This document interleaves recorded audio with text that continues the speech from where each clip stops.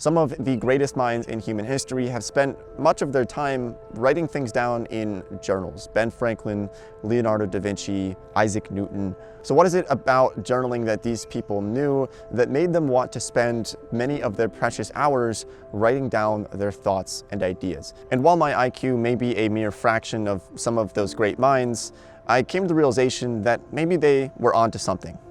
Go figure. So in this video, I want to share with you what I learned the past 4 years of journaling, how it has not only improved the quality of my life, but also my levels of productivity and efficiency, which I hold to be quite valuable. So let me show you my journals. They're not necessarily aesthetically pleasing.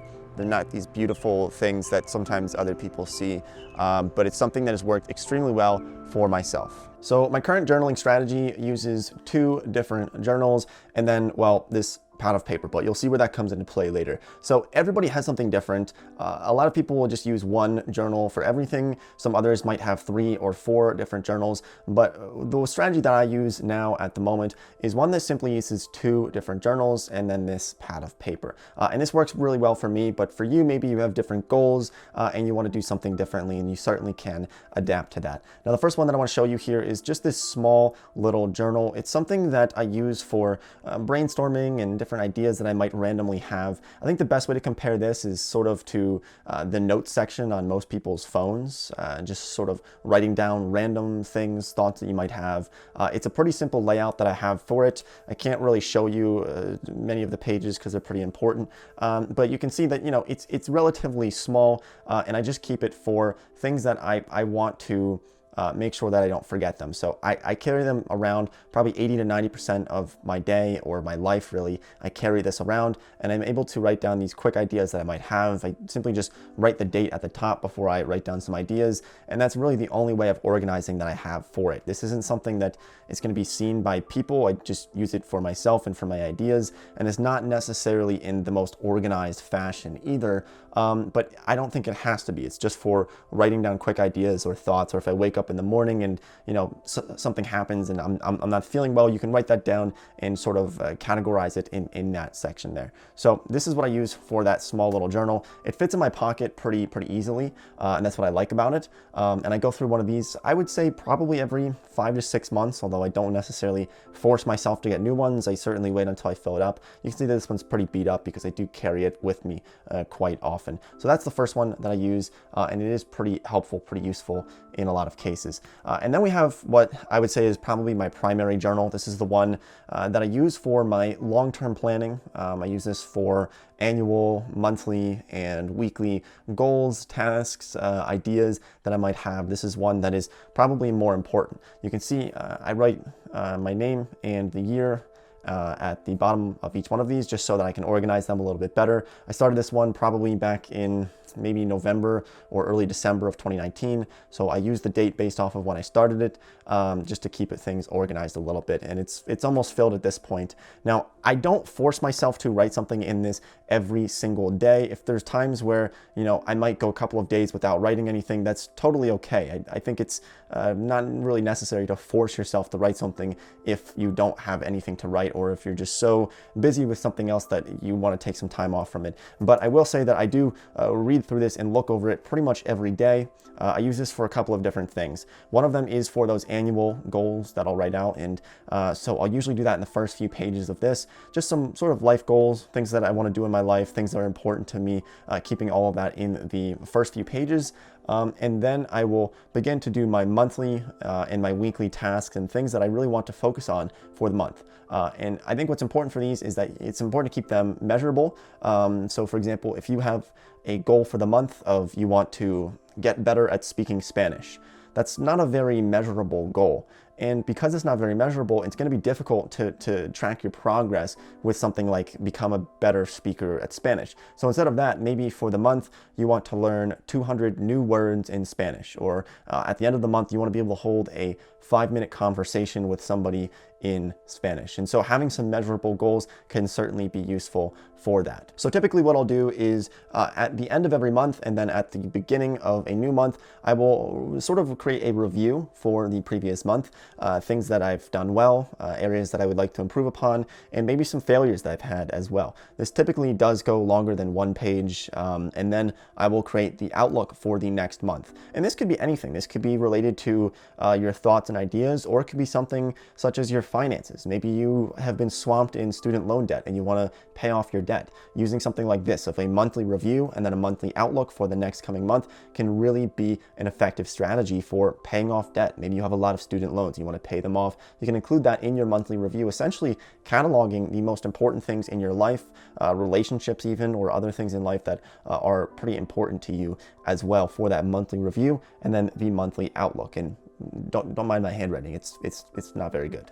So then my next step is to create this weekly plan, or the things that I want to do for that specific week. And so for this here, this is the week from May 24th to May 31st. And I'll just write down 3 to 5 of my primary tasks or things that are really important to me. So for this week, I'll probably write down things like, well, I want to create this video showing people how I journal. And this is one that's important to me, but also it's going to be Memorial Day. And so it's important for me to go up to my grandparents' house to have a picnic for Memorial Day. And that's something that is very important for the week as well. And then a couple of other things that I'm maybe feeling, or tasks that need to be done for the week, like creating my website is something that is important as well. So I'll write down 3 to 5 primary important things for me for the week. And it's important to keep it somewhat simple. I think it's important to keep it relatively within 1 or 2 pages. If it goes too long, it just sort of becomes problematic and it gets too filled up and it gets difficult to kind of track. Now, there are also times where I'll write down many more pages besides just the annual, monthly, and weekly tasks and goals I need to do. I'll write down many pages more if I have some big ideas or thoughts that I'm having at a specific time, and it's certainly okay for me to do that, just starting with the date and then being able to fill that out from there. So this is my primary journal. As I said, I probably go through one of these maybe every 5 to 6 months. This one is almost full. It's about probably 3/4 full. And then we finally have this simple pad of paper, which I also think is very important. See, I don't like to put in my daily small tasks into something like a journal because I just feel as though it gets sort of cluttered, and there's things that are not necessarily as important, but there's still sort of a to-do list or things that do need to get done. So for today specifically, there were a couple of things that I needed to do. Sometimes it's something as simple as literally take out the trash, and other times it's something more important like file my taxes or apply for a loan, or do something that's very important like call my accountant. And those are all things that will go down on this pad of paper, and it does just help writing these down for that daily to-do list. So this is really just for daily. I do keep some of these. I try to keep them, but at the same time, I don't write down anything that's necessarily crucial or important for the long term. So it's more so short-term things that need to get done, or tasks. And I just think it's something that is important in this process. So there's really 3 primary reasons why I do this. And the first one is because it allows me to measure my progress through various life goals and accomplishments that I'm looking to do. And so, you know, it feels almost as if we blink and suddenly a year goes by. Remember December 31st, 2019? It feels like yesterday, and it was almost half a year ago. We're going to be in 2021 soon.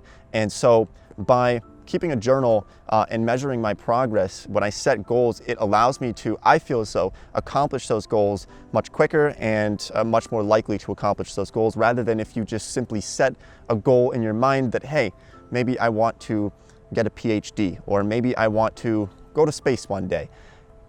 It's going to be difficult to do that if you're not measuring progress towards that, because suddenly you wake up and you are nowhere near that goal because you haven't been taking those small incremental steps towards accomplishing that thing that you might have set your mind towards. So I really like to use this analogy, but I sort of view life as like a game, like a sports game, let's say football. And by keeping a journal, it allows you to keep a score, to understand how many points you need to get to that next accomplishment. Do you need to win the game? How many points do you have to score? Do you have to play defense? How much time do you have left on the clock? It allows you to measure more of that, whereas before keeping a journal, I almost felt like I was playing a game, but I had no idea where I was. I didn't know who was on my team. I didn't know what the score was, and so it just made it a lot more difficult to kind of figure out where I was in life. Now, the second reason why I do this is because it allows me to keep myself on track. I think a lot of us do find ourselves sort of going off the path from time to time. It certainly happens to me. And sometimes this can be something as simple as maybe I realize that I haven't been spending enough time with my family. I've been working on some other projects or something, and I just have been not focused on thinking about the things in my life that are important to me. So it's always helpful to get back on track by reading over things that you've written down that are important to you in the past, people that you want to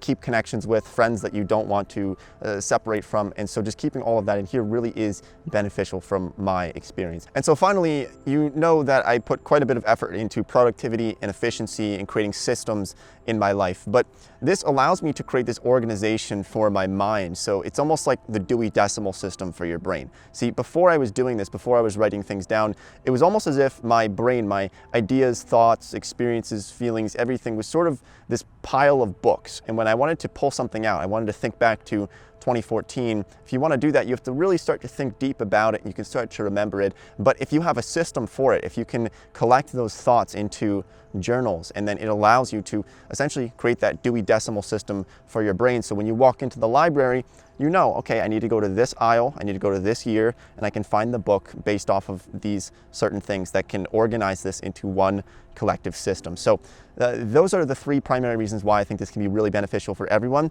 It doesn't hurt to try it out. It costs you $5 or $10 for a journal, and just see what happens. And I think for most people, it's going to be extremely useful in your life, whether you're trying to accomplish certain goals or you're just trying to fix certain things or just kind of keep your life on track. So thanks for watching the video. I appreciate all the support. I hope you found some value in it. If you did, make sure you subscribe, follow me on Instagram, and I'll see everybody in next week's video.